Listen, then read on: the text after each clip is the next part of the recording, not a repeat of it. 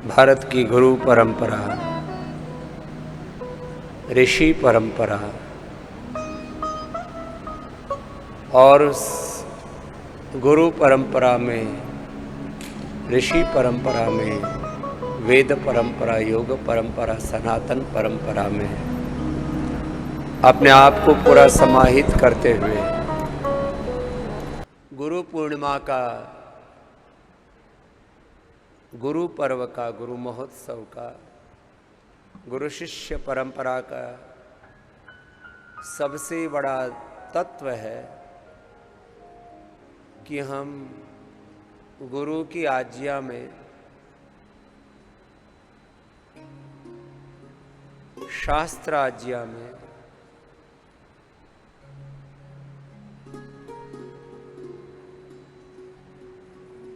और गुरु आज्ञा कभी कभी प्रत्यक्ष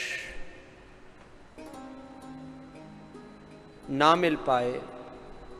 कभी शास्त्र को समझने में भ्रम पैदा हो जाए, तो आत्मा में परमात्मा की जो परम गुरु है, स एषः पूर्वेषामपि गुरु कालेन अनवच्छेदा। हमारी आत्मा में हर समय परमात्मा की एक सहज प्रेरणा उतरती रहती है। उस प्रेरणा का एक क्षण के लिए भी अनादर नहीं करना और जो ऐसा अनायास या प्रयास के साथ कर पाते, जरा इस बात को मैं फिर से दोहरा रहा हूं, अनायास या प्रयास के साथ हम ऐसा यदि जीवन जीते हैं तो हमारे जीवन में सब प्रकार के स्वास्थ्य, सुख, समृद्धि, सफलता, विजय, जीवन के निर्माण और निर्वाण के, भौतिक और पारमार्थिक उन्नति के द्वार अपने आप खुल जाते हैं जब हम एक बार भी गुरु आज्ञा, शास्त्र आज्ञा, आत्मा में उस परमात्मा की जो आज्ञा प्रेरणा उतरती है, कुछ भी करते हैं तो भीतर से एक आवाज, एक संदेश, एक निर्देश, एक पुकार उठती है और उसको हम अनसुना ना करें, उसकी अवहेलना ना करें, उसको इग्नोर ना करें, बस उसी रास्ते पर चलते जाएं और एक दिन फिर ये गुरु परंपरा हमारे भीतर ही उतर जाएगी और उस गुरु परंपरा, ऋषि परंपरा, वेद परंपरा, सनातन परंपरा के हमारे जीवन में घटित होने पर वह सब कुछ आपके भीतर होगा जो पतंजलि योग पीठ में हो रहा है।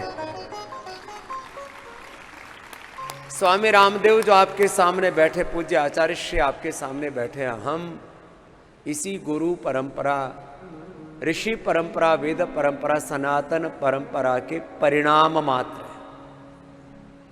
कोई कहे कि इस गुरु परंपरा, वेद परंपरा को मानने से क्या लाभ होगा, तो आपके सामने हम बैठे हैं, अब इसमें लाभ क्या कहें। हमसे इस गुरु परंपरा, ऋषि परंपरा, वेद परंपरा, सनातन परंपरा का अनायास पालन हो गया। जिनसे अनायास ना हो पाए तो सब प्रयास कर लेना, लेकिन जो इस मार्ग पर चलेंगे उनके जीवन में सब प्रकार का सौभाग्य होगा। और मैं तो आज एक दूसरी भी बात कहता हूं, अब हम ही नहीं, ये पूरी दुनिया गुरु परंपरा के आधार पर ही चलेगी। वेद परंपरा, ऋषि परंपरा, सनातन परंपरा, योग परंपरा के आधार पर ही चलेगी। वो वक्त आ गया। अब इसका एक ही तत्व है कि हम बस गुरु की शरणागति में रहें, शास्त्र की शरणागति में रहें, भगवान की शरणागति में रहें।